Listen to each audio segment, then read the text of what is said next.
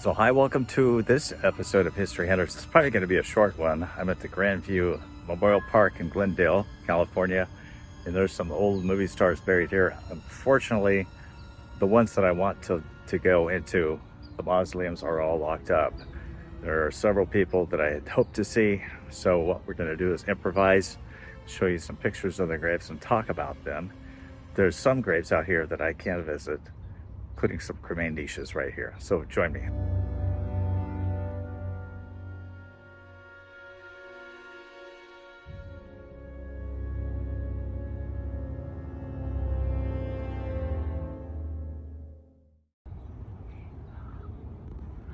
This is not one of the better cemeteries I visited. It's older. It's not well kept.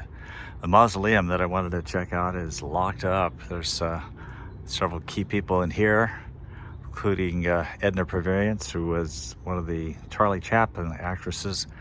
Unfortunately, I'm not going to be able to get in there because it's Saturday and it's locked up. But in this area where there's a bunch of cremain niches is one lady that I would like to find. So let me tell you about Verna Felton. She lived from 1890 to 1966. She was a Disney voiceover artist and actress. If you're an I Love Lucy fan, you probably will remember that she played the maid in the Lucy Gets a Maid episode of I Love Lucy. Baby!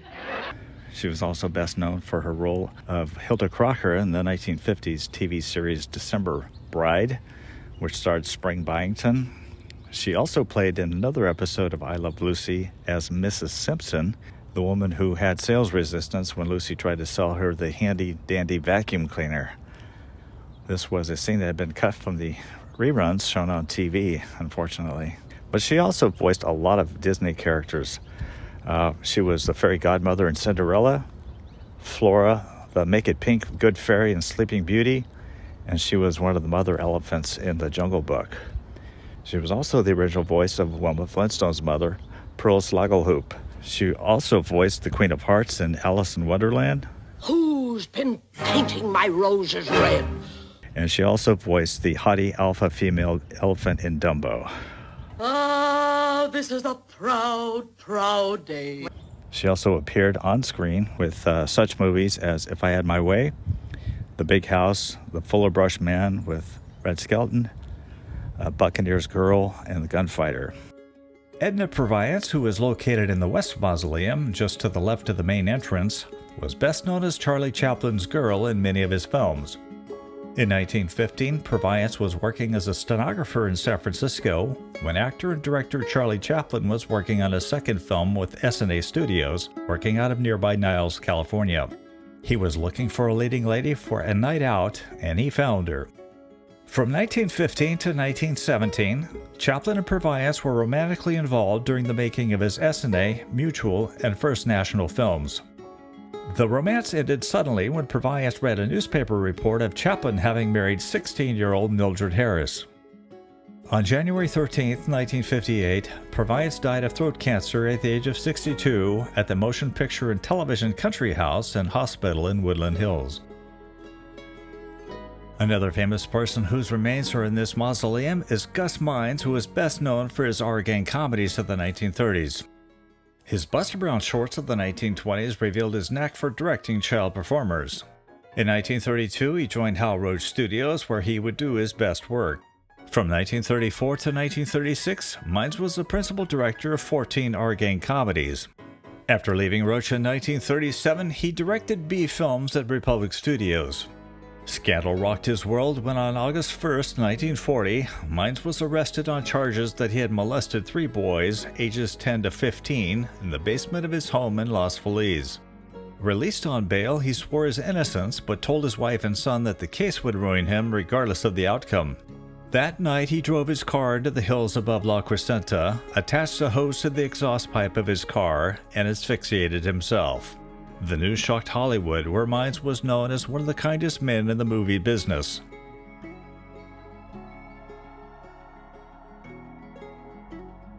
The cremains of actor Harry P. Langdon are also stored at the West Mausoleum.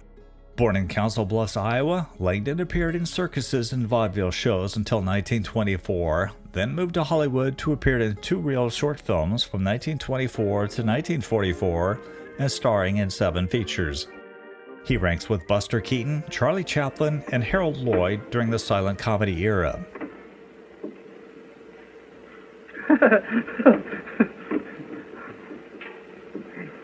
One time when we was going through here, there was a robbery. I don't want to scare you folks any, but every once in a while we have a robbery. Every once in a while we have a every once in a while we...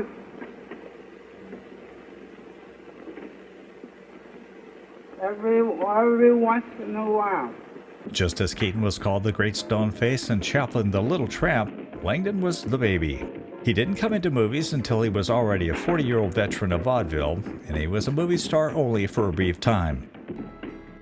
Lafayette S. McKee was seen almost exclusively in low-budget films after 1922, supporting cowboy stars from Tom Mix to John Wayne. Tall and rugged with a cleft chin and flowing white mustache, McKee was cast as a likable sheriff, the heroine's father, or a ranch owner menaced by outlaws. Outside of his frontier appearance, he was employed by director Frank Capra in Mr. Deeds Goes to Town, 1936, Mr. Smith Goes to Washington, 1939, and Meet John Doe in 1941. His nearly 400 other films included The Days of Buffalo Bill, in which he played Robert E. Lee, Rawhide, Men Without Law, End of the Trail, Blue Steel, Gunsmoke, 1935, and The Lone Ranger serial in 1938. Bad health forced him to retire in 1948. Today there is now an annual Leif McKee Film Festival in his hometown of Morrison, Illinois. Another occupant of the West Mausoleum is Clara Kimball Young, who was voted the Silver Screen's most popular actress in a 1914 poll and received over 7,000 fan letters a week. Young's fame peaked with her performance in the title role of Camille in Trilby, both in 1915. Her last big hit was Eyes of Youth in 1919 that featured a sexy newcomer named Rudolph Valentino. Young was one of Hollywood's first real divas, a temperamental, high-maintenance woman accustomed to getting her way off-screen and on. After her fame crashed, she was earning $20 a day as an extra in talking pictures, a far cry from the $200,000 a year that she once commanded. Buried out on the lawn is Leo G. Carroll, who played Jacob Marley's ghost in A Christmas Carol in 1938. He was one of Alfred Hitchcock's favorite actors and was cast in 6 of his films, including Rebecca, Suspicion, Spellbound, The Paradigm Case, Strangers on a Train, and North by Northwest. He also appeared in the 1960s TV series The Man from U.N.C.L.E. There are at least 2 mausoleums in this cemetery, but this second one is also locked up, and I won't be able to come back anytime soon. But in front, we find the Garden of Devotion, where cremains are jammed so close together that the markers look as if they are patio pavers. It seems to be an unbefitting place to find a prolific Hollywood actor like Chill Wills. It was a strain to find, but here are the cremains of Chill Wills, who lived from 1902 to 1978, and his wife Betty from 1907 to 1971.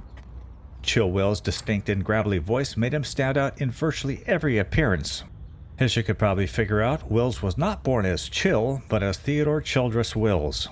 He was born in Seagoville, Texas, and nicknamed Chill as a joke because he was born on one of the hottest July days in 1902. He became a performer from early childhood and later formed and led the Avalon Boys singing group in the 1930s. While performing in Hollywood, an RKO studio executive spotted them, and soon they were appearing in low-budget Western films.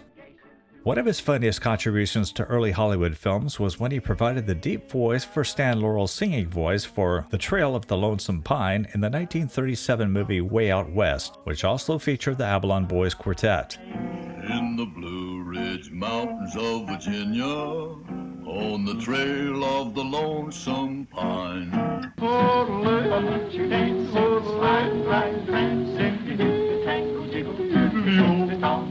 After appearing in a few westerns, Wills disbanded the group in 1938 and struck out on his own solo acting career.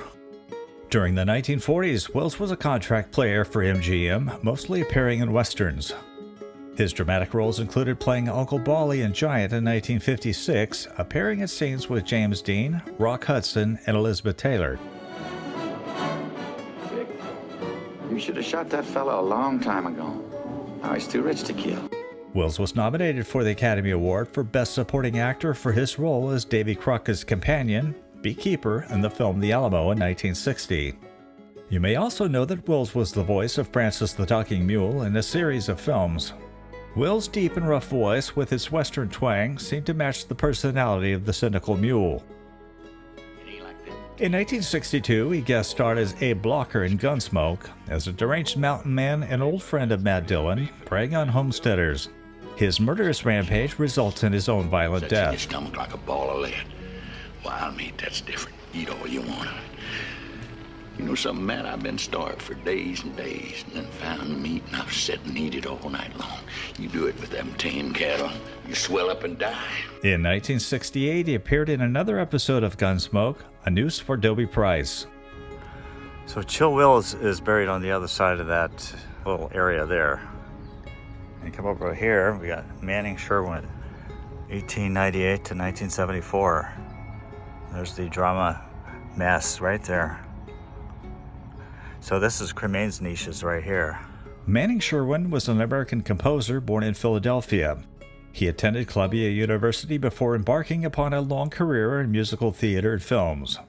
His most famous composition is the music for A Nightingale Sang in Berkeley Square for the movie New Faces in 1940. A nightingale sang in Berkeley Square. He also composed the song Who's Taking You Home Tonight, with lyrics written by Tommy Connor. Look at this. I think these are all cremains over here, kind of unmarked, right behind the alleyway. So, in the shade of this tree is the grave of Madge Blake. Madge Cummings Blake, 1899 to 1969. She was a character actress, best remembered for her role as Larry Mondello's mother, Margaret Mondello, on the Leave It to Beaver TV show. She also was the character of Flora McMichael on The Real McCoys, and she was also Aunt Harriet Cooper in 96 episodes of the Batman TV series. So I was one of those millions of kids in the United States in the 1960s watching Batman, and I certainly remember this character. She was a very memorable character, I think. I haven't forgotten her face. So when I saw it, when I saw a picture of her, I was like, oh yeah, I remember who she is.